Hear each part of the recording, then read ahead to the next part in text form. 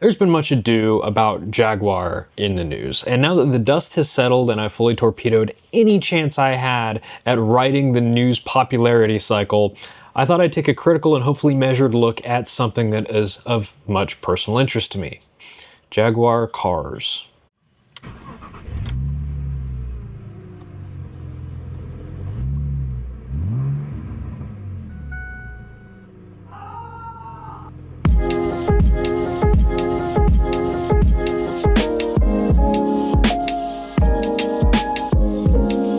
On December 2nd of 2024, after a lot of speculation, Jaguar unveiled the Type 00, a styling concept meant to preview the upcoming 2026 lineup of fresh, new, reinvented Jaguar EVs. Their advertising campaign involved haute couture fashion shows in neo-modernist design, festooned with catchy two-word maxims like "copy nothing" and "delete ordinary."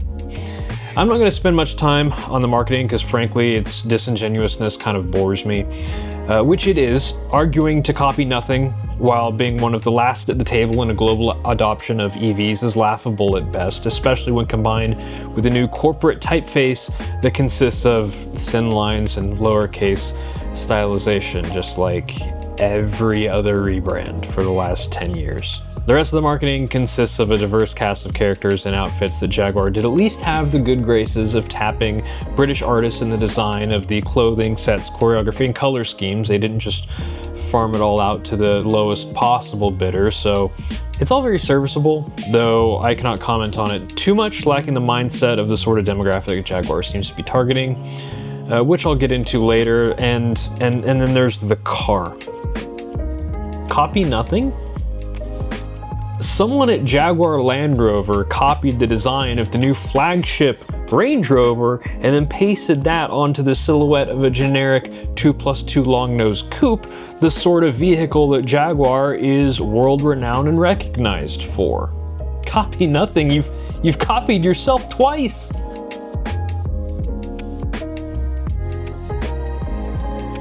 Now, Jaguar is making a very clear move up market with this unveiling, which is not unprecedented. Several times in their history, Jaguar has made a very stark jump up in the pricing of their models on offer. The XJS cost twice what the E-Type did, for example. Their goal appears to be to create cars that are bought not for any rational or objective reason, but purely for an emotional one.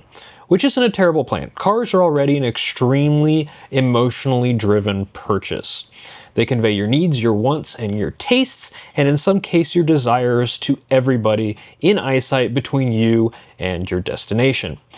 Many companies such as Mansory have made unfathomable amounts of money taking already expensive objects of desire and creating the most unthinkably ugly thing you can imagine out of them, because when one person in a $275,000 Lamborghini Urus sees a Mansory Urus cruise by, they just got upstaged by a car that costs 8 times as much.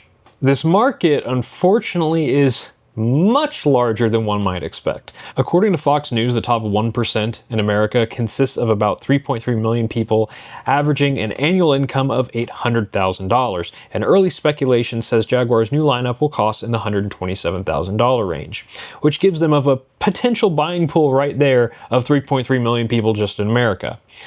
And that buying pool is also the target of progressively insane, extremely limited run supercars and hypercars like the $3.7 million Lamborghini Sian or the older Siesto Elemento, which was $2.92 million.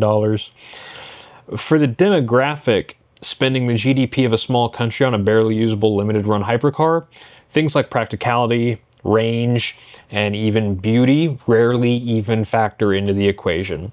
A mere 127,000 peasant dollars for a snazzy and blatantly compromised EV, but with novelty and heritage, you might pick one up for your fourth mistress and her husband to use on the weekends. I mean, it would stand out compared to a Taycan, an 8 Series, or the unfortunately now discontinued Lexus LC500. As far as the car itself, I appreciate many aspects about it, embracing the flexibility given to a designer with an EV skateboard design to make the most absurd, long hood, villainous penis car imaginable is completely absurd, and I love it. But it's hard to talk too much about the design of the Type 00 because of what I believe to be the worst part of this entire escapade, and the thing that I believe Jaguar is shooting themselves in the foot and wasting all the excellent momentum they had going on. But first, I need to talk about Steve Jobs.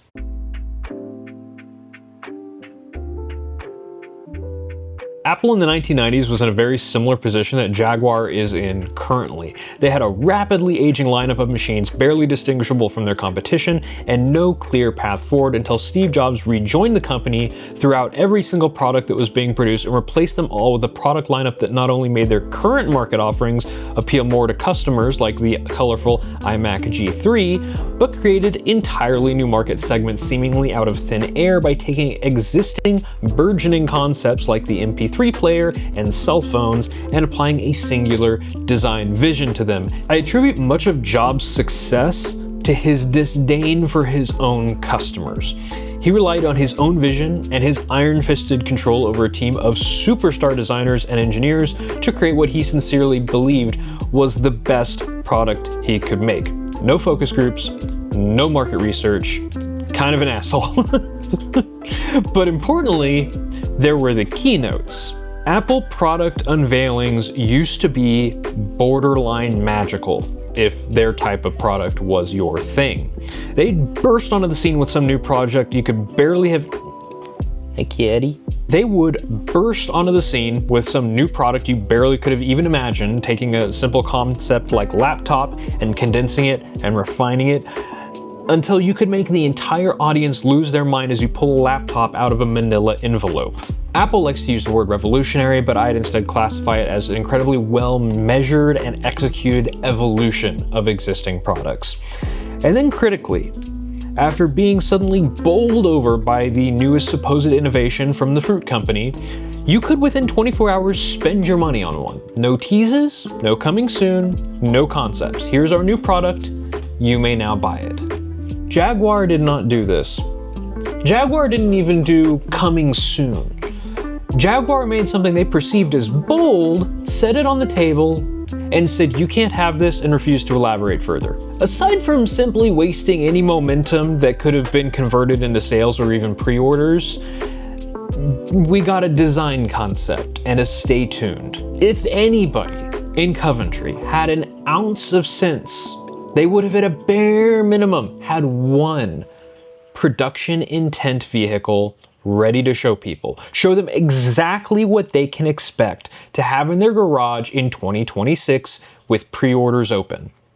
Ideally, it'd be a fully realized lineup of modular EV sedan, coupe, open-top roadster to sort of be the car alternative, EV car alternative to Land Rover's lineup of gas SUVs following a similar futuristic minimal slab-sided aesthetic. Instead, we got nothing. Now, the reason I commend Steve Jobs for ignoring the opinions of the greater buying public is because more often than not, the loudest voices are the ones that were never going to buy your product anyway. This is a philosophy that I mourn the death of in modern times of design by committee and focus groups generating 17 variations of the same slop delivered to us end over end over end. Coupe SUVs! The same as a normal SUV, but with utterly wrecked rear headroom and cargo space because some dullard in a base C-Class said he didn't want to upgrade to a GLK because it didn't look enough like an AMG GT? What? Likewise, on the internet you get seas of owners of $4,000 used 1994 XJ6s and rapidly disintegrating XK8 convertibles spitting out their cup of hot brown and angrily proclaiming that Jaguar has lost a customer. It's over. You can't change what makes Jaguar Jaguar like this. How could they replace the smooth, sleek F-Type with this bulky, bold, slab-sided abomination? And when your average person thinks of Jaguar, they probably come up blank because honestly, what normal person off the street can name a single Jaguar model? When a car enthusiast thinks of Jaguar, they probably think of the E-Type.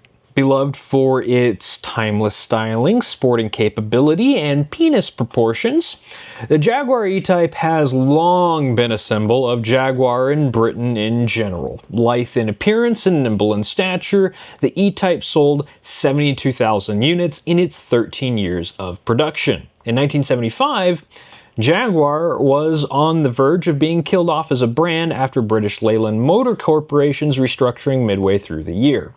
Their only hope was the XJ27 project, the last project that aerodynamics engineer Malcolm Sawyer and Jaguar founder Sir William Lyons would ever work on. After 7 years in development hell, the successor to the then dated Jaguar E-Type was unveiled in September of 1975 as the Jaguar XJS, and the refrain was retrospectively familiar. How could they replace the smook, sleek E-Type with this bulky, bold, slab-sided abomination? The design, driven by more modern understandings of aerodynamics by Malcolm Sawyer, but with a desire to keep the DNA of Jaguar from Sir William, received immediate ire.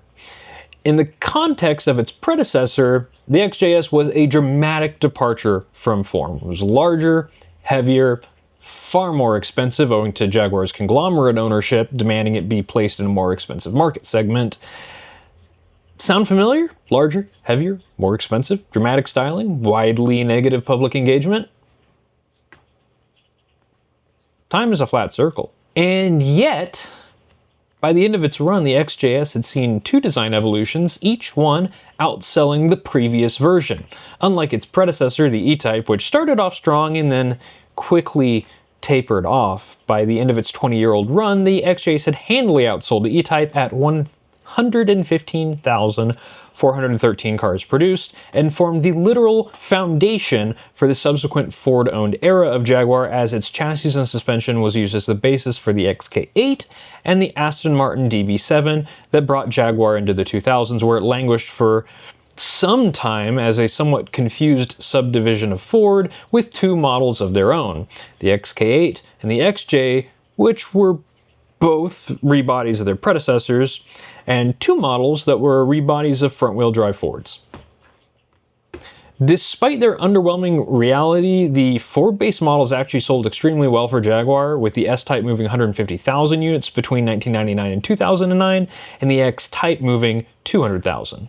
To my knowledge, these front-wheel drive Ford rebodies are the only time that Jaguar has ever made a move down market, and it didn't work. Despite the sales numbers, the Ford-owned Jaguar era never made a profit and was eventually spun off along with Land Rover to Tata Motors of India for £1.7 billion as a wholly owned British subsidiary in June of 2008. And that is the ownership that Jaguar remains under to this day.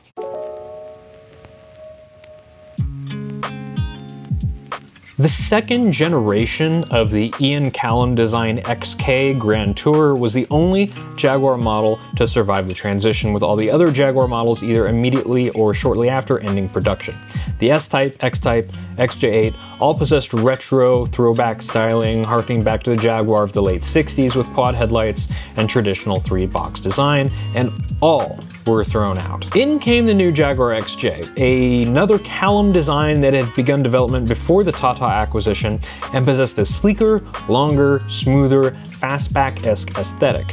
The S-Type gave way to the XF, built on an evolution of the same platform, but with the same Ian Callum styling, and then much later the X-Type was replaced with the XE as a front-engined rear-wheel drive 3 Series competitor that, critically, was the first Jaguar under Tata Motors to be based on the new D7 platform that would allow the model line to be extended and model research and development to be consolidated. With this new platform in their back pocket, Tata pulled the XF onto the same platform with the XE in 2015, and then they put it on stilts to create the brand's very first SUV, the F-Pace. This would later be joined by a rebadged Range Rover Evoque called the E-Pace, which I'm realizing the E might have come from Evoque, because then they made an electric one, which was not E, it was the I-Pace.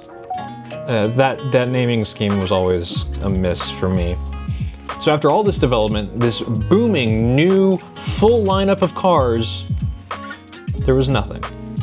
A flurry of activity, restructuring, platform consolidation, and the production of gorgeous and dramatic Ian Callum cars of all sizes just stopped after 2018, and the model line just was stagnant after that. Mirroring the moves of Porsche and BMW over a decade earlier, the F-Pace was far and away Jaguar's best-selling model, peaking at 72,000 sold in 2018 and totaling 343 by 2025, making it Jaguar's second best-selling model to the XF, which had an 8-year head start on the F-Pace and sold 462,000 models by 2025. Turns out the people like their SUVs. But that was it. Outside their large SUV and their large sedan, Jaguar languished in a malaise of minimal development and even more minimal product reliability. The much celebrated amongst enthusiasts F-Type managed 87,000 units in 13 years, and their forward-looking I-Pace, it struggled along at barely 15,000 units per year, failing thoroughly to compete with the similarly priced Tesla Model X before sales just completely fell off a cliff after the Model Y came out. But Jaguar doesn't operate alone. It's part of Jaguar Land Rover, and business for the Land Rover portion was booming, with a 54% sales increase in 2019, attributed largely to the second generation Evoque, and the company's stock price climbed 300% between 2020 and 2025, and up 2,200% since 2009. Over 2,000% stock increase since they were taken over by Tata Motors. This leaves Jaguar in a bind, a wart, consisting of stale models existing alongside a vastly more successful brand. History has shown that moving Jaguar down market would be a mistake, and Range Rover will sell you a luxurious box on 20-something inch wheels at every price point between $49,000 and $107,000. So what are the corporate overlords at Tata left to do? Reinvent Jaguar. Again, just like before.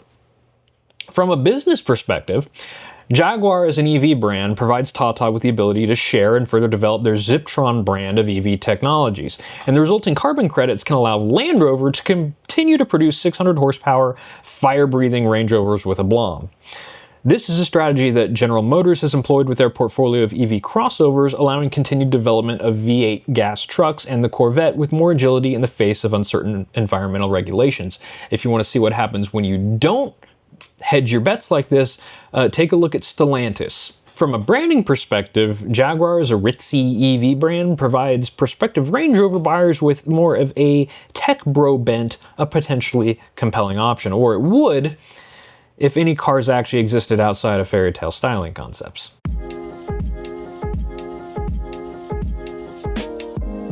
Jaguar's current situation is the incredibly interesting result of a thriving multinational conglomerate choosing to run buck wild with an 80-year-old brand instead of shutting it down and letting the brand name be passed around endless startups, holding companies, and venture capital vultures before ending up as DeLorean has spent their last decades hawked as a nameplate on a CAD model on Kickstarter. I remain cautiously optimistic. In the vacuum of Jaguar, the brand, wanting to move up market, I would have positioned them as a Pininfarina styling design house, building small run or bespoke ultra luxury experiences on top of existing EV platforms from other manufacturers such as GM's Ultium or whatever they're calling it these days, sort of like the Rolls-Royce Bespoke program. But blustering about Jaguar throwing away their heritage is simply showing ignorance with the tumultuous history of Jaguar as a brand, especially when the Type 00 is such an incredibly close parallel with the Jaguar XJS. I had a call to action here at the end to help me find a car that I wanted to buy, but I already found that car.